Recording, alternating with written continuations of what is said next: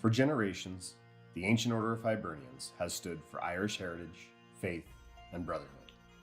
Today, that mission continues, not just in our communities, but across the digital world. That's why we're proud to welcome Irish historian, storyteller, and creator, Davy Holden. Raised in South Kilkenny, Ireland, Davy brings history to life through powerful storytelling inspired by music, monuments, and traditions of his homeland. With a rapidly growing audience of nearly 800,000 followers and workshops across the United States, his work is connecting people to Irish history like never before. Now, through exclusive content on our Facebook page, Davy will help amplify the mission of the AOH, promoting Irish heritage, educating future generations, and strengthening our shared identity. Together, we're not just telling stories. We're building awareness, growing our community, and keeping our traditions alive. Follow the Ancient Order of Hibernians on Facebook and experience Irish history in a whole new way.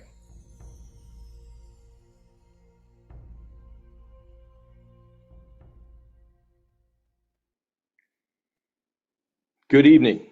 My name is Sean Pender, and I have the great honor of being the National President for the Ancient Order of Hibernians.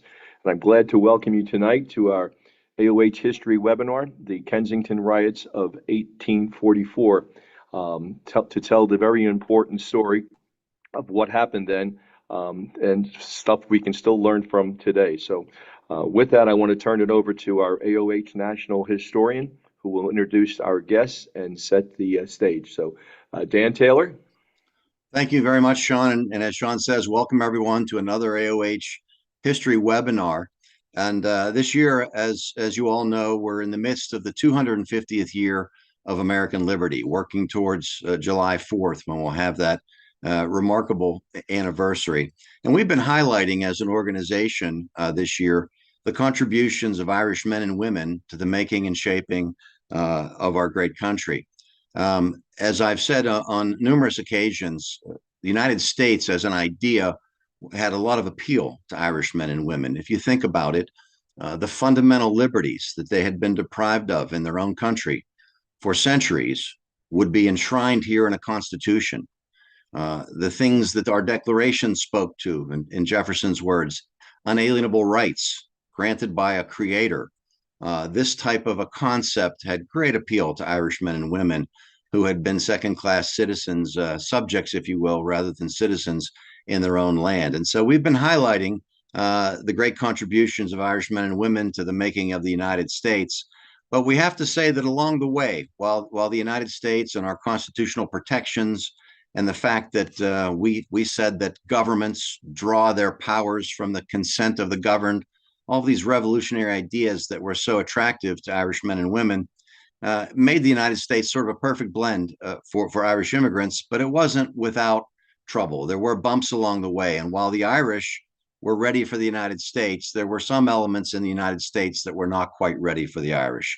And tonight we're going to talk about a nativist reaction to large numbers of Irish immigrants in the Philadelphia area, the infamous Kensington Riots. And we're lucky to have with us tonight two Philadelphians with deep roots to the Irish community there, Kevin Brett and Bill News, who are very well versed in the history of this event and who have been instrumental in obtaining a Pennsylvania historic roadside marker to mark the place where the riots occurred. So we have a very ambitious agenda tonight. And without further ado, I'm going to hand it over to Kevin Brett to start us on the substantive part of the program. Great. Thanks, Dan. Hello, everybody. My name's Kevin. Like Dan said, I'm here with Bill News today presenting on the Kensington Riots. So let me share my screen and we will get the show on the road. All right. Assuming we are live with the presentation. Dan, does that look good to you? We see the screen, yes. All right. So the Kensington Riots of 1844, or otherwise, as I like to call it, the most important story you've never heard. The more that I have dug into this story, the more I realize that, especially in Philadelphia, people are aware of it, maybe, but oftentimes not. And certainly not to the level of detail that it probably deserves. There are a lot of layers to this onion. It's a fascinating story, so I think you're going to hopefully enjoy this story as much as Bill and I have come to love it as well. One author called this the deadliest conflict over religious and ethnic issues in the nation's history. So let that sink in as an appetizer. It was most definitely the deadliest urban riot of the era, being the pre-Civil War era.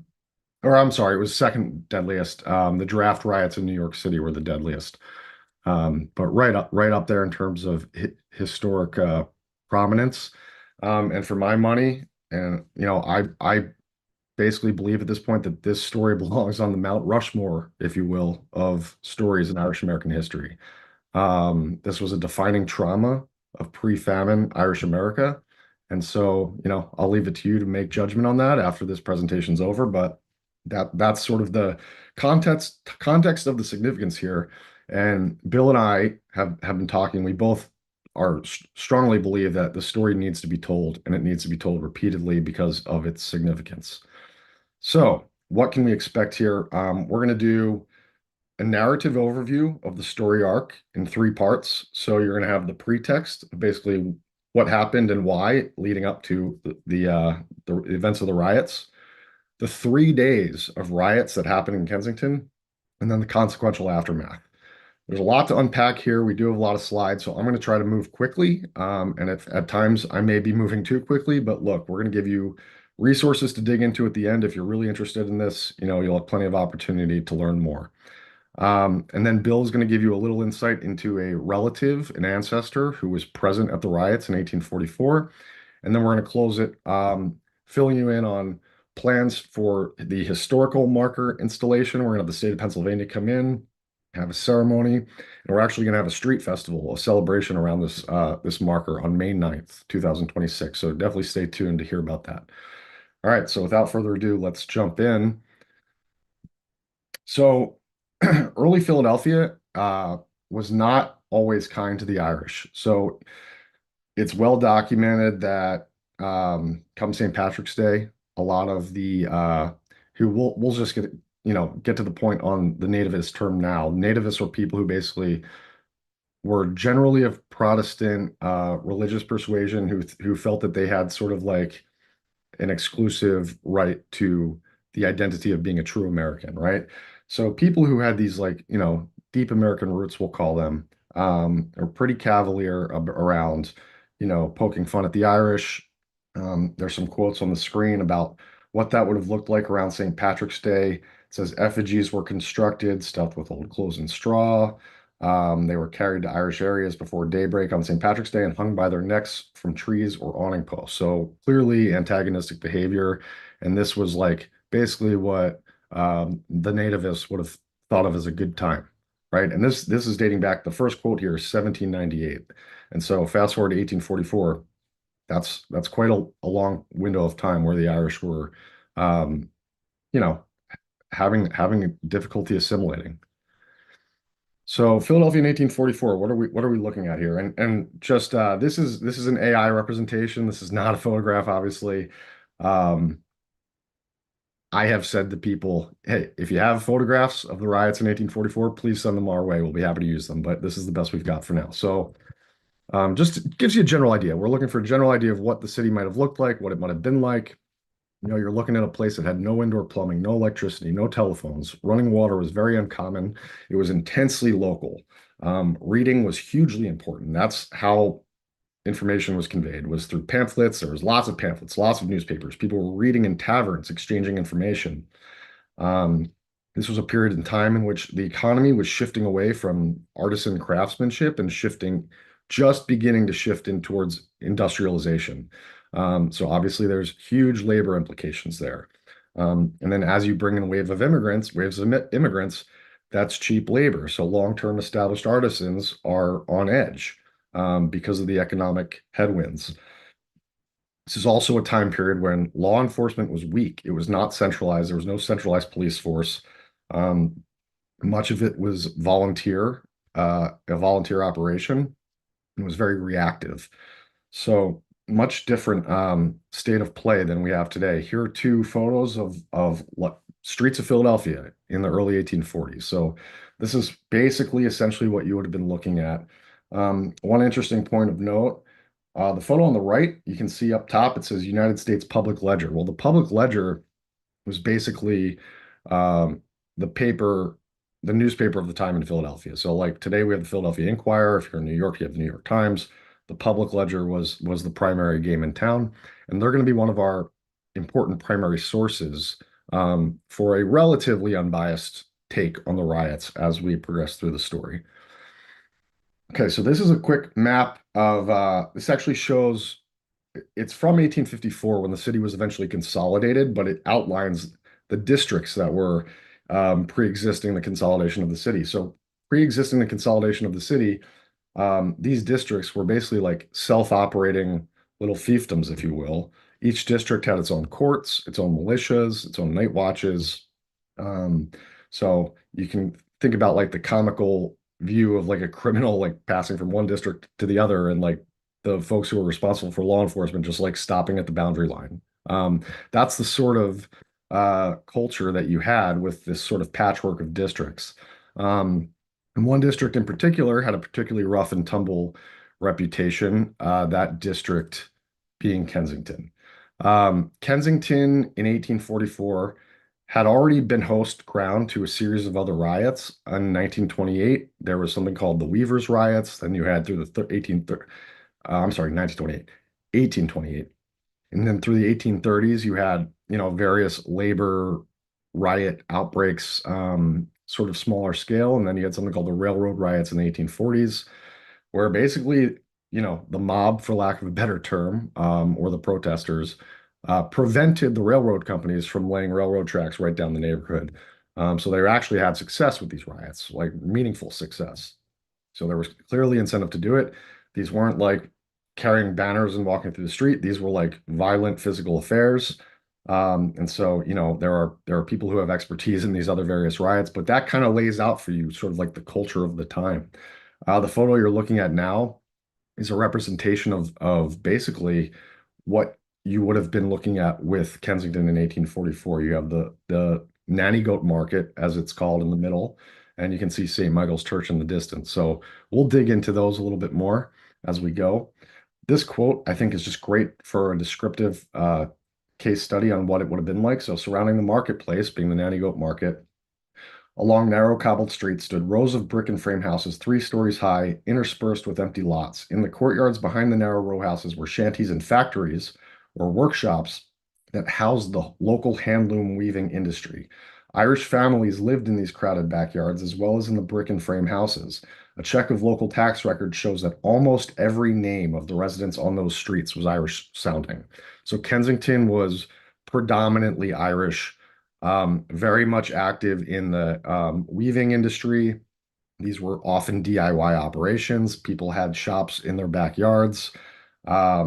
So, home and work were interspersed, very tight-knit community, and everybody basically being on top of each other. This is a representation of the nanny goat market. So it was an open-air market that ran down what today we call American Street. At the time, it was called Washington Street. Very wide commercial corridor. You can still see that today. They say it ran about 260 yards, so quite long. And this was like the social and economic hub of the neighborhood. People would gather here to exchange goods, to find work, just to socialize. So very important part of the community. Another landmark was the Hibernia hose house. This was a firehouse, and back in the 1800s, you may have heard fire companies were like a whole different ball game. They were mostly volunteer organizations. They were kind of rooted in civic pride. They were very territorial, and they liked to fight each other. There's representations of that happening in movies like Gangs of New York, for example. And so it was, they weren't really paid, so it was just for bragging rights and swagger points, if you will. But basically a rough and tumble group of guys who really closely identified with their neighborhood. So Hibernia Hose House in Kensington was predominantly Irish, and there were other Hibernia hose houses around in other locations, but this was the one in Kensington, or a representation thereof. And this is an example of a hat they would have worn. They would have marched in parades. Fire parades would have been like a form of entertainment for the community.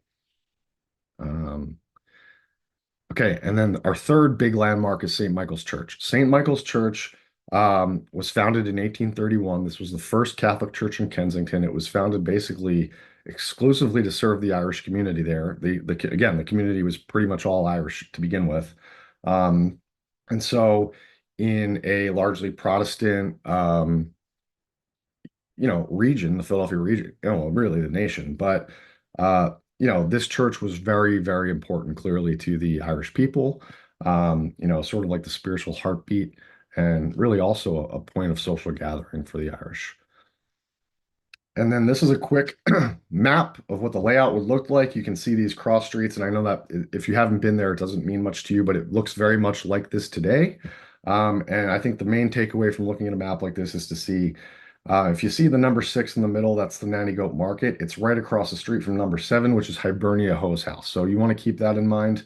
And then about a block away to the east is St. Michael's. So all very close to each other, very core landmarks to the community. So, we get into, all right, so what was the impetus for this? The nativists basically were political. They had a political party that they formed. It was a third party. It was called the American Republican Party. That's a different party than the Republican Party of today, but nonetheless, organized, well organized in Philadelphia. And they basically viewed European-raised Catholics and immigrants as a political threat. Reason being is, Catholics had allegiance to the Pope. They characterized the Pope as a monarch of foreign influence. Americans didn't like the king in England. They don't like monarchs. They don't want foreign influence. Do the math on that. They found ways to politicize religion. A very illuminating quote from a primary source of the period is as follows. It says, "We know the Irish population, if left to themselves and not instigated by religious emissaries or political movements, are too free and easy to bother themselves with arguments either for or against their privileges." Basically saying the Irish are, can be taken for granted. They're not going to care about anything. Like, they're not worth anything. So this is just common type of thing you would see in the press during that time period. This is representative of a nativist rally flag. You can see in the top left corner, it says 21 years. That's an allusion to their party platform as follows. So these were sort of the pillars of the party. To extend the period of naturalization, meaning they wanted people to wait 21 years to be able to have the right to vote. To elect none but natives to office. So if you were from a foreign land, you were disqualified for life from holding office. To reject foreign interference in all our political in all our institutions, social, religious, and political. And again, foreign interference, big time, alluding to the Pope. Here's a political cartoon showing, seemingly an Irishman and a German immigrant running away with the ballot box. Again, fear of immigrant control. The Germans sort of caught strays, if you will, on those points too. But I think there was a special ire for the Irish, if you will. Even in the riots, the nativists at times marched right past the German Catholic churches and didn't mess with them at all, and went out of their way to target the Irish churches. So, potentially there are through lines to, what happened across the ocean with England and Ireland, and did some of that come here? You could probably do a whole socioeconomic study on that, but the Irish held a special place in the prejudice of the nativists. This is an example of a newspaper from the time. This is actually from Boston. But same idea. If you look in the fine print here, it talks about being opposed to papal aggression and Roman Catholicism, nunneries, and the Jesuits. The newspapers of the time were tools for activism, right? Again, these were being passed out everywhere. Newspapers were highly influential. They were responsible for organizing meetings, and so they were very intertwined with political life. And there's another quote that I think is illuminating. It says, "The state of feeling that brought disaster to the city of Philadelphia must in large measure be attributed to the obnoxious sentiments contained in a certain portion of the religious and secular press of the day." So the media, the press, big time influence on the riots.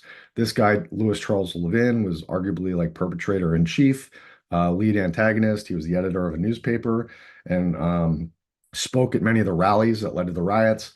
And interesting to note, when the riots concluded, he was elected to the U.S. Congress and served 3 terms. So he basically rode the riots as a victory, rode the riots, for personal gain, all the way to Congress in D.C. So that just shows how when these riots ended, it wasn't like all of a sudden people were sympathetic to the Irish. Far from it. Um, the nativists were kind of proud of what they did. All right, and we're getting to the events of the riots, but one last important footnote here. What you're looking at is a schoolroom of a teacher seemingly reading the Bible. Reading the Bible in the 1840s was common practice in um, public schools. And they would use the Protestant version of the Bible, which was the King James Version. Now, given the culture of the time, given the politics of the time, it wasn't even just a matter of reading the Bible, which Catholics objected to, but it was also a matter of there was just an influence. People would say that some of these teachers in these classrooms would kind of use it as a cudgel, use the Bible as a cudgel against the Catholic students, find ways to subtly ostracize the Catholic students. So, um, this is a big point of controversy, and it was sort of called into question, the Pennsylvania Constitution itself, which even at the time explicitly guaranteed religious freedom. And so there's questions around, separation of church and state. And you basically have this spirit of, Protestant supremacy, for lack of a better word, that became the norm that is then clashing with the spirit of the law. And this in Pennsylvania being the land of William Penn's Holy Experiment, which of all the states was known for religious tolerance, at least in theory. And so this introduces one of our main characters, Bishop Francis Kenrick. This guy, the more I learn about him, absolutely incredible guy. But he was the leader of the church in Philadelphia at the time. He was for years challenging the notion that the Protestant Bible should be read in public schools. He was trying to find reasonable workarounds, suggesting that Catholic students should be able to use their own version and or just be excused from the exercise completely. Um, and so he has this ongoing dialogue with the school board. His letters are getting published, their responses are getting published, so on and so forth. This is one of his quotes: public education should be conducted on principles which will afford its advantages to all classes of the community without detriment to the religious convictions.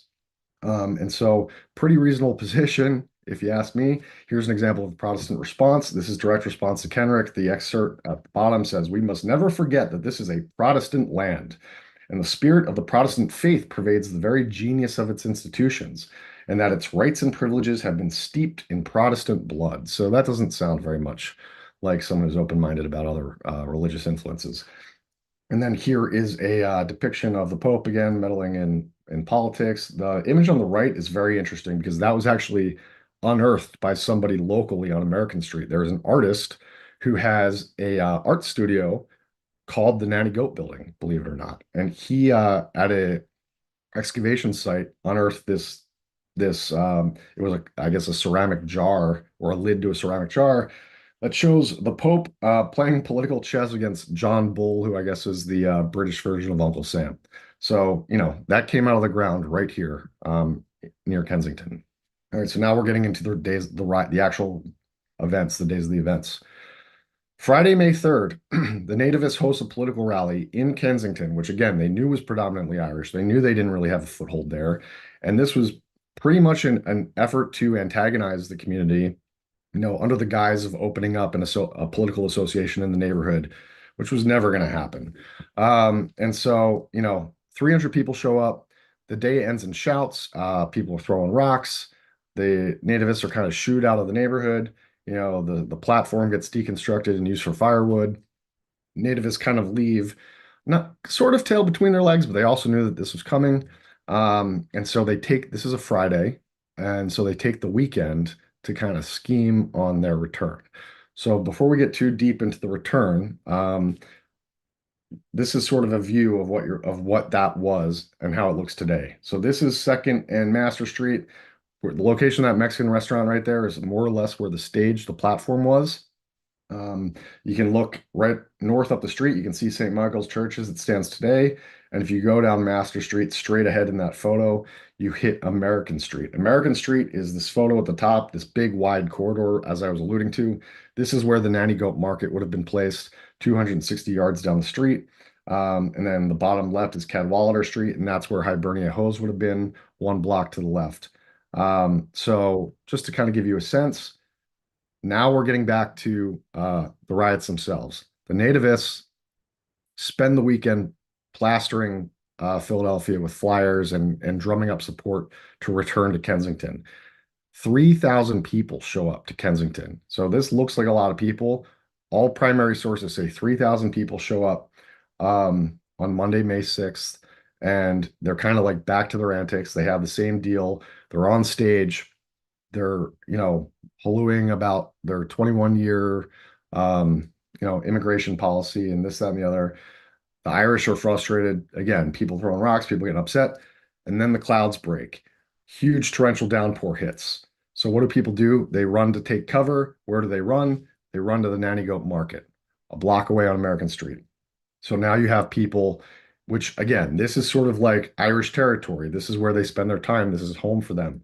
You have the nativists running roughshod through this market, jumping on top of market stalls, waving the flag.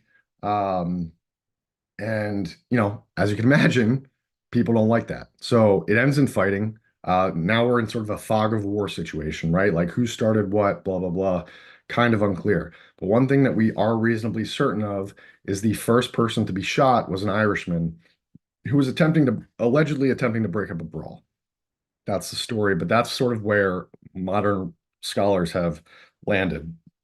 And so, when you connect the dots on that, that becomes a turning point at which this goes from like, jawing and ribbing each other to like someone just got shot.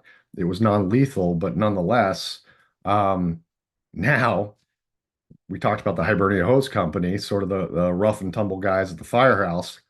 They start shooting back. So now you have guys in the Hibernia Hose House, a block away from the Nanny Goat Market, but straight within view, just shooting at the market, shooting at the nativists from the top windows. Nativists are being killed in this affair. And so, it's mayhem at this point in the middle of Kensington. And like the flame is now burning, so to speak. Leads us to this guy, George Schiffler. He was allegedly the first person shot. This depiction is actually in the Smithsonian due to its significance. And you can kind of see an outline in the background of what would have been the Nanny Goat Market. And so this guy became a martyr for the nativist cause, a total point of rally for the nativists. And so, they latch on to this guy to basically justify their actions for the next 2 days, because again, this was a 3-day riot and we're only on day number 1. Come nightfall, interesting story. What you're looking at here is what they called the seminary, or, the nunnery, if you will. Most of the nuns had gotten out of Dodge and left town. There was 1 or 2 remaining. And this is actually even an excerpt in Kenrick's diary. It's one of the footnotes that I think a later editor added, but one of the nuns opened the door and basically to try to get them to the rioters outside who were causing trouble and kind of throwing rocks at the building to try to get them to stop.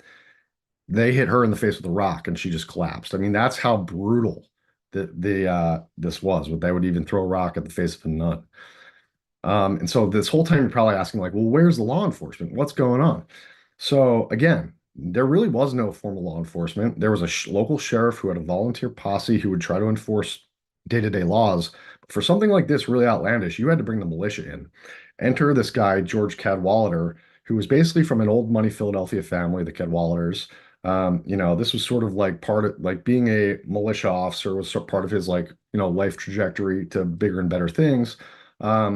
So when he was called in, first of all, these guys probably had sympathies with the nativists. They were probably buddies with a lot of the nativists. It was Protestant culture, again, was kind of establishment culture. So that's one factor. And then the second factor was he kind of hid behind the legality of whether he had jurisdiction. He basically said, well, look, we have to respond to a request from the governor. I don't have a request from the governor here. And therefore, my guys could be held liable if something goes wrong. And I don't want to deal with that. So basically, he kind of held back. And that's one of the reasons why things escalated so much in Kensington. And by the time he finally did start to respond, it was way too late. So now we get to the next morning, right? So after this first day of riots, this is already big news. A lot of people have died. This was a huge outbreak. So Bishop Francis Kenrick, he issues this statement on the left. He basically posts this. This gets flyered around Philadelphia, around Kensington, asking Catholics essentially to stay calm, stay away, don't get involved, have charity for people, right? And then you'll see on the right is the Protestant response or the nativist response, which I will note the quote at the top.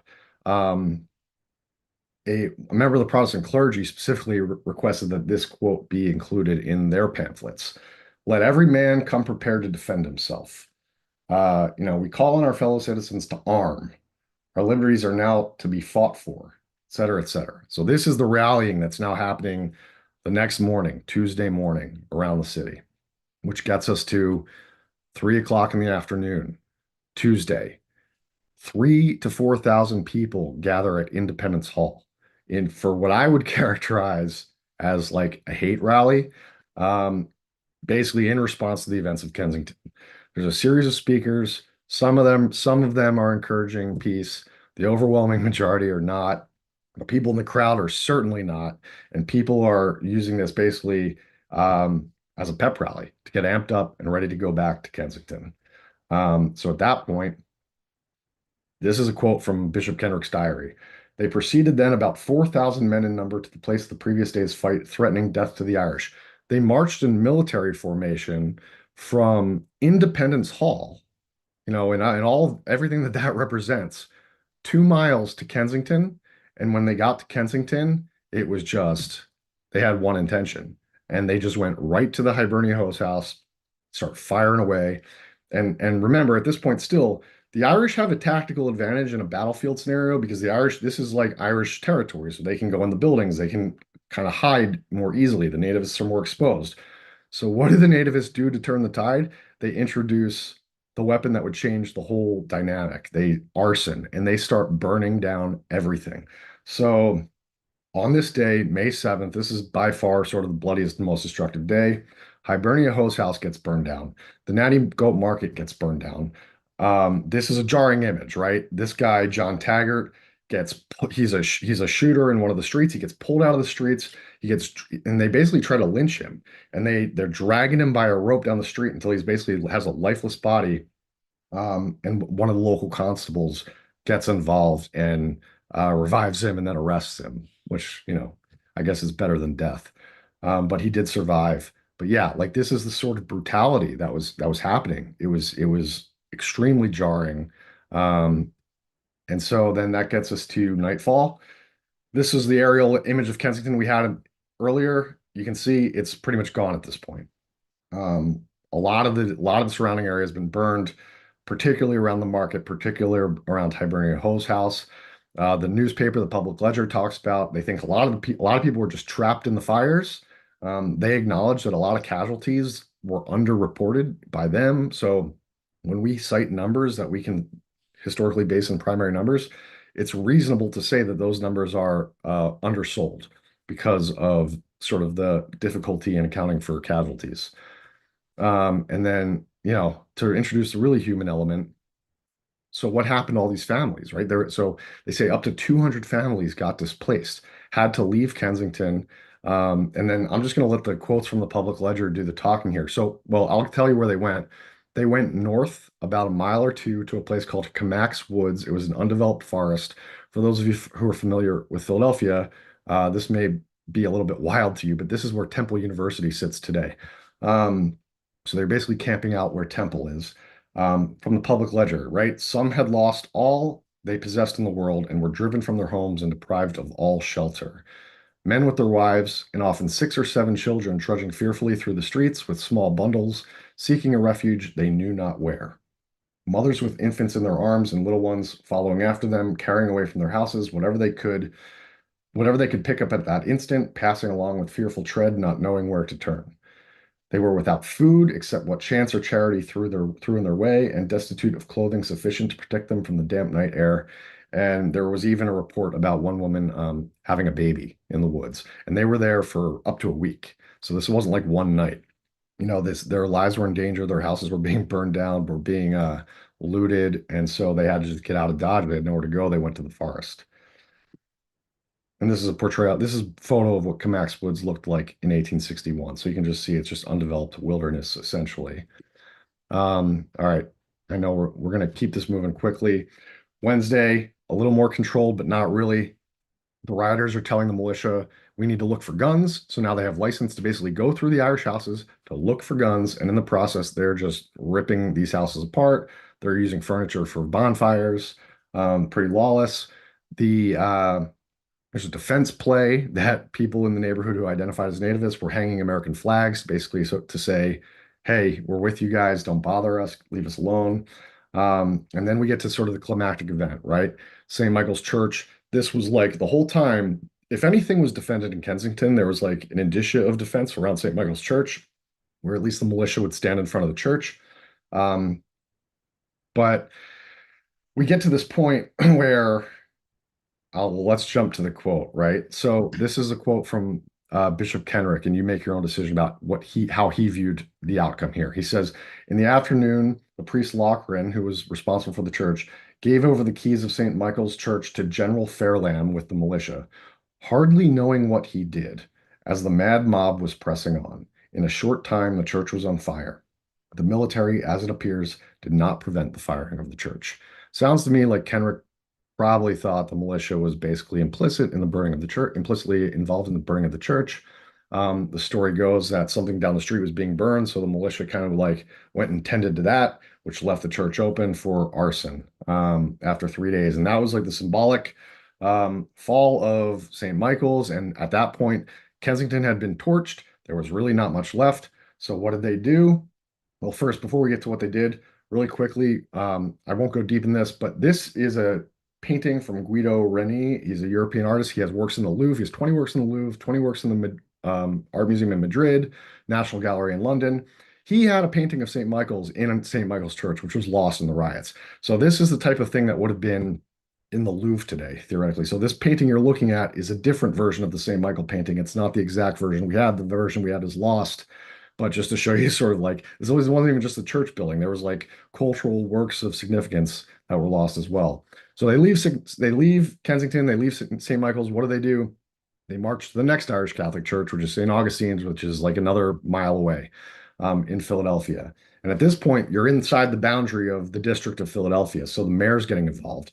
And the mayor is on the steps trying to calm the rioters, and they start throwing rocks at the mayor. Like, can you imagine throwing rocks at the mayor? Absolutely crazy. And so then they burn down St. Augustine's. So, what was some of the fallout that happened? Basically, they implement martial law for a week in Philadelphia. The governor comes in. Bishop Kenrick suspends all masses because it's just not safe. They're estimating that 30 to 60 buildings were burned, over 20 deaths, countless injuries, 200 families displaced. Again, these are conservative estimates. And from the governor, the quote, "I cannot but regard the late disasters as the severest test to which republicanism has ever been subjected." This is the governor of Pennsylvania. So, high stakes.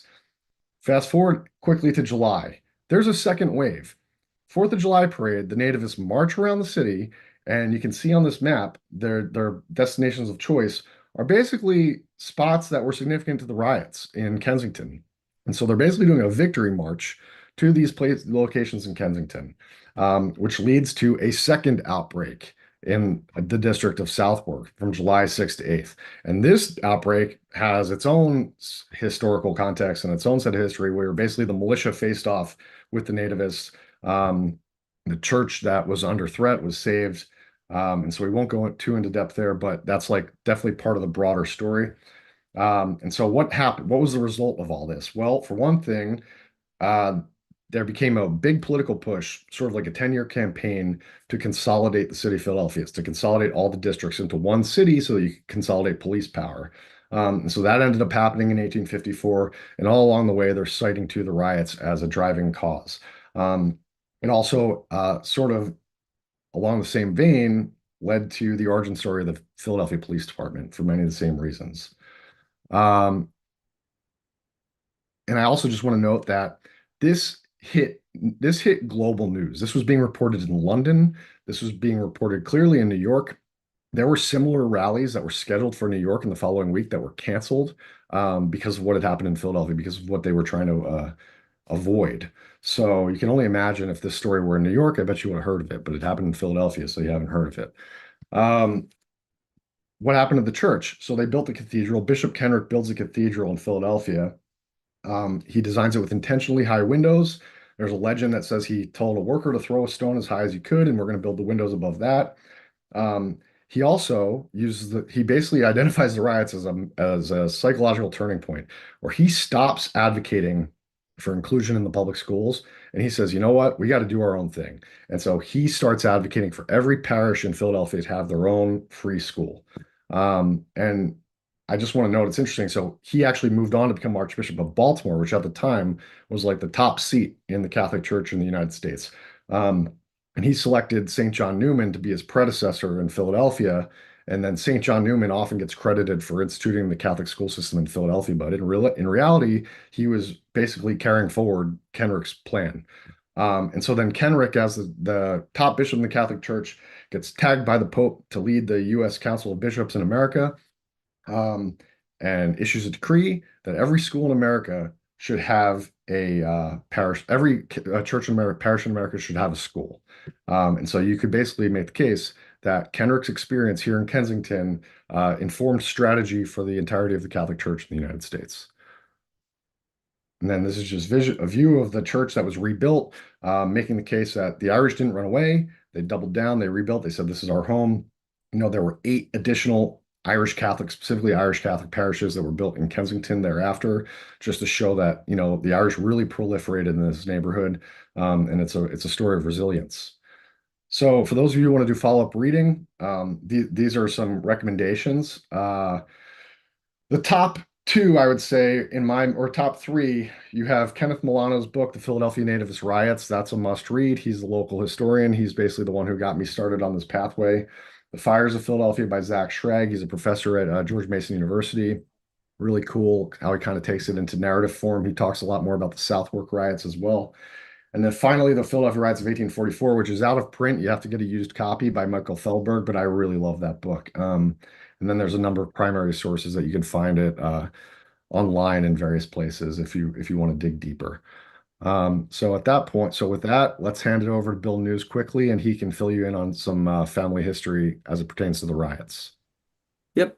Thanks, Kevin. And awesome job of depicting a horrific situation here in Philadelphia.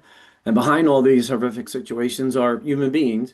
And it just so happens that my great-great-grandfather is the person listed there as Patrick News. And he lived in that area. And you can see he's listed as like a city directory prior to phone directories. You can see he's listed there as a weaver on China Row, which does not exist anymore because in 1854 they had to update some of the street names. The K that is in parentheses is significant because it designates that it's in Kensington. And I will say, I'll go back a little bit and just say that I've been visiting a lot of the local AOHs and Irish organizations, and it is a complete honor to continue telling this story. I'm sure Sean will reflect that as well at the end. So Patrick News is a distant relative living on in the area. And Kevin, if you want to change the page.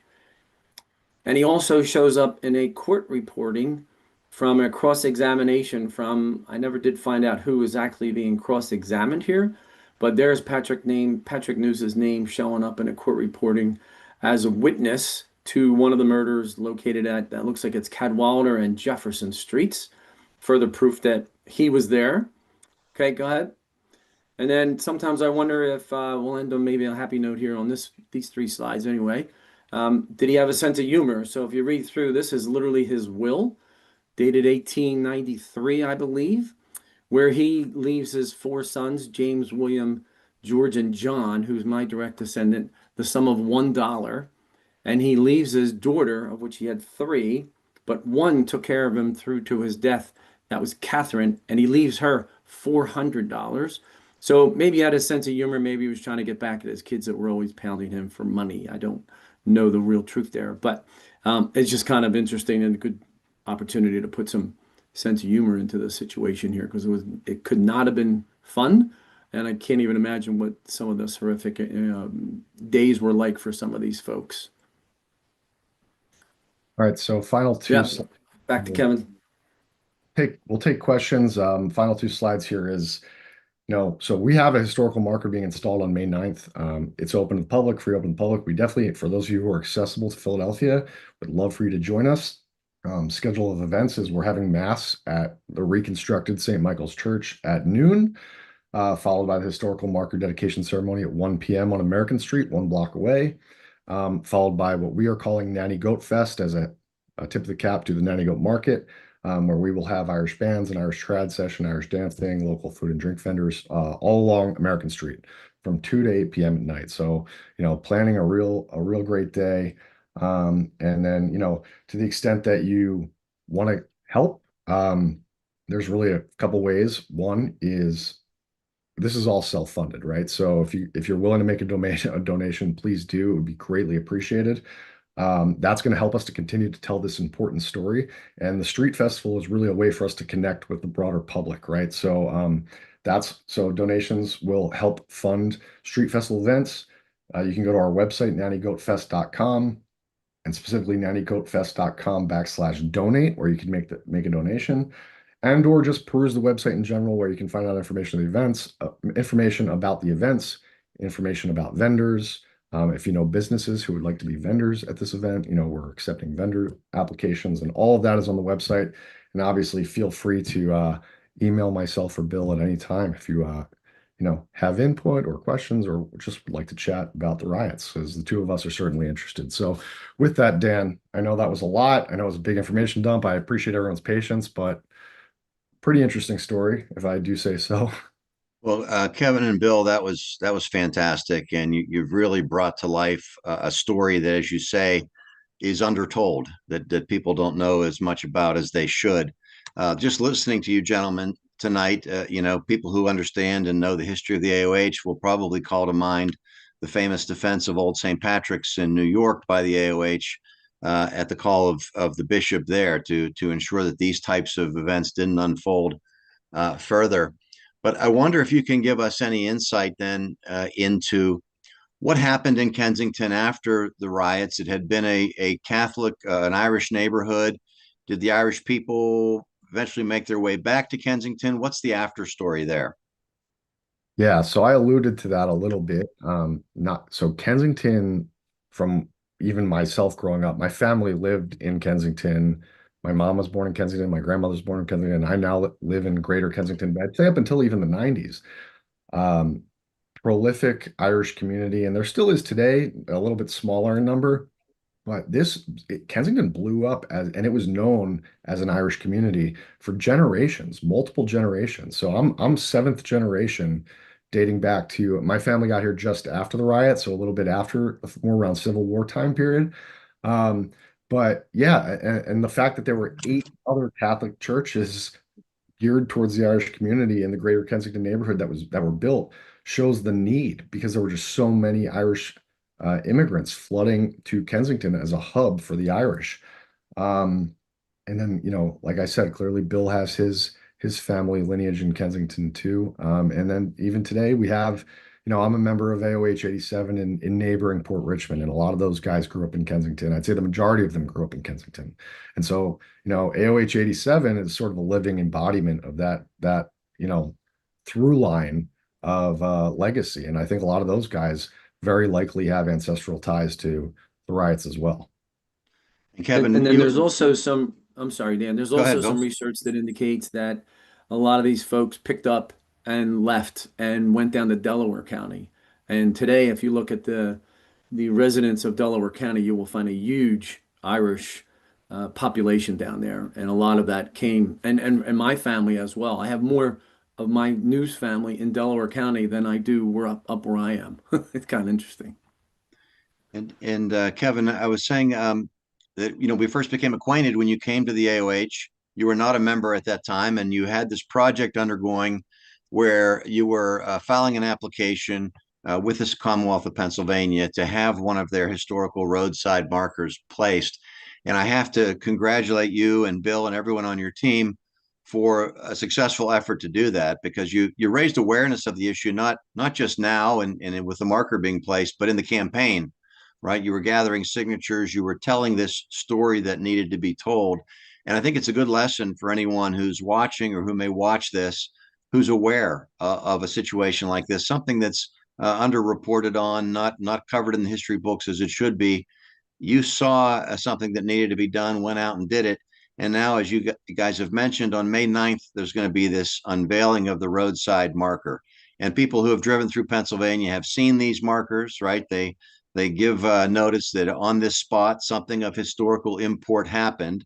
So now that people in the future who come through there are going to see this marker, maybe they're going to stop and read and maybe for the first time learn something about this. So what a tremendous effort and what a great result. I do want to talk a little bit more though about the 9th. I know the schedule of events is going to involve mass in historic St. Michael's Church. Is that right? Can you give us the hour by hour what the itinerary is? Yeah, sure. So 12 p.m. we have mass. The celebrant's going to be Father Chris Walsh, an archdiocesan priest here in Philadelphia with strong ties to the Irish community. So he gets it, so to speak. I think his family is Philadelphia Irish. Um, and we have a great team helping to organize that mass. I think we're going to hope to have, bagpipes on the steps of mass going in and the whole thing, make it a real event. Mass lasts about an hour, come out, and we're going to walk a block down the road. It's one block to where the marker is going to be located on American Street. Again, that's that wide commercial corridor, and the image on the screen, you can kind of get a sense for it here. So the marker will be placed on American Street, basically, essentially where the Nanny Goat Market was located, as the sort of genesis of the riots. And we're going to have a platform and a program of speakers. We're going to bring in a number of speakers. The AOH will be represented. Likely, we'll have some local politicians.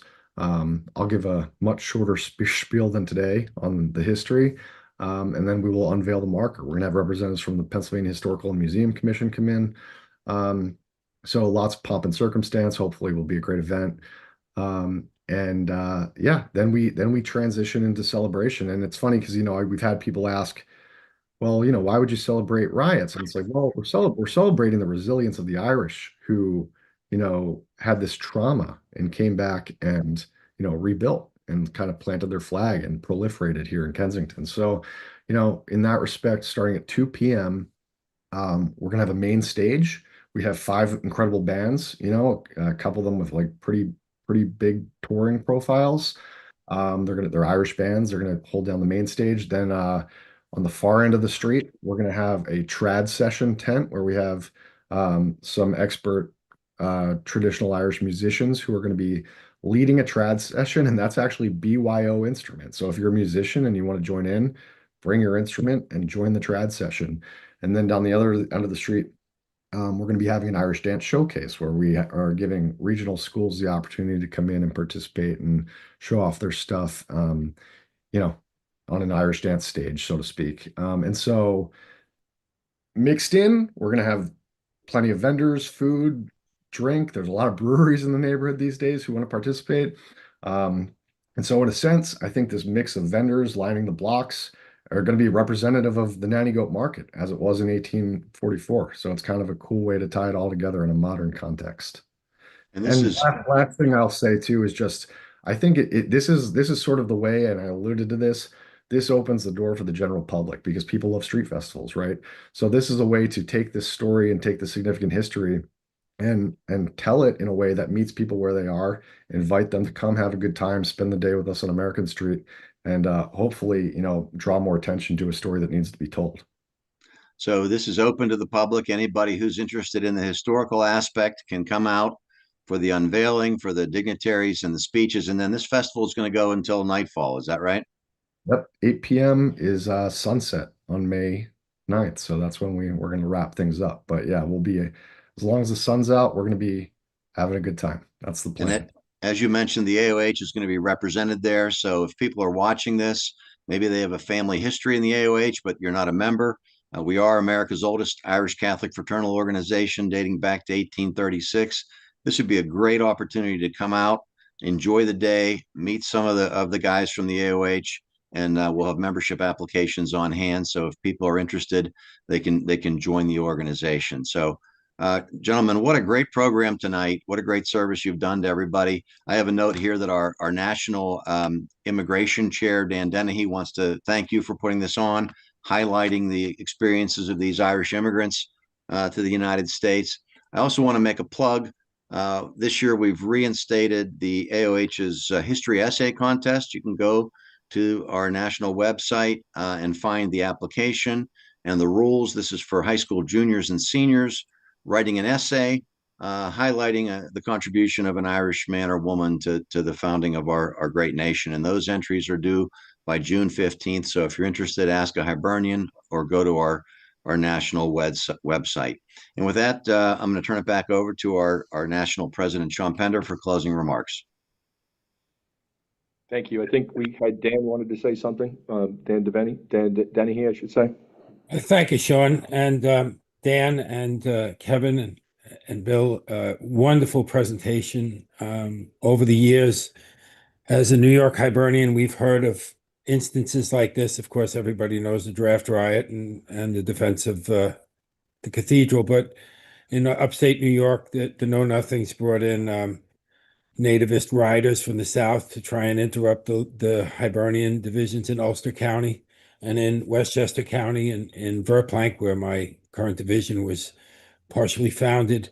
And these stories are part of the local lore, but the excellent research that you've done for the rest of us that are trying to find the truth behind these things, and also in the modern world. You know, these people, they still have their grandpappy's Ku Klux Klan hoods under their beds in some cases. And we're seeing so much modern references to some of these jingoistic statements in people that are in public figures today. So it's important that people remember that it wasn't easy. It was never easy. And like Sean always says, we're not looking for anything more than anybody else, but we're certainly not looking for anything less. So well done, man. Thank you, Dan, for those comments.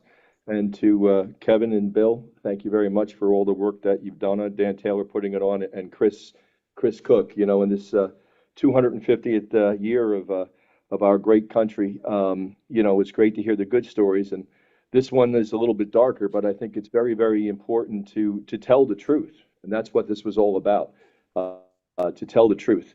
And like Dan had mentioned, and both Dans, and talked about, the Irish were used to this. We stood up in 1836, and that's where we were founded. And regrettably, it was in our DNA. During the time of the penal laws, when we were told we couldn't practice our faith, we said, no, we will, and we will protect our church. So, you know, the Catholic, our identity is just as important as our Irish heritage. And, you know, it's said that if we don't learn from history, we're doomed to repeat it.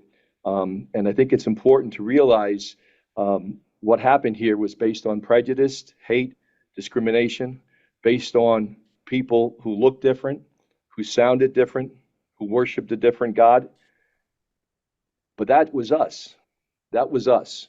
And although we went into the hiding for a short period of time, we came back, and I think it's very inspiring that they rebuilt that church. But one thing about the Irish, and it's consistent even in the north of Ireland, where you see the Catholics for so many years were discriminated the same way and beaten and killed too many times. We want to make sure it never happens to anybody else. It shouldn't happen to anybody else. And today, we need to take the lead from our Catholic Church, who tells us that people have a right to seek refuge, and immigrants should be treated with dignity, mercy, justice, and respect. So take for that for what it is. And what Dan had said there, we need to learn from history. We need to make sure that people are treated with respect. We are immigrants. Our whole organization is based on immigrants. And I would dare say that as we come up to July 4th, the Irish should be very, very proud of what we brought to this country, just as so many other nationalities and faiths have done as well. So I think this is something that we can learn from. And I, again, once commend the great work that Kevin and Bill have done to putting this together. And I would strongly recommend everyone in the Philadelphia area, if you can make it out that day, it'll be a great way and a great testament. And I know in seeing Bill earlier this week that I know they've been in many of the divisions in the Philly area and the Pennsylvania area. So we hope to see many people out there. So with that, I'd like to thank everyone for joining us tonight. And thank you very much. Good night and God bless.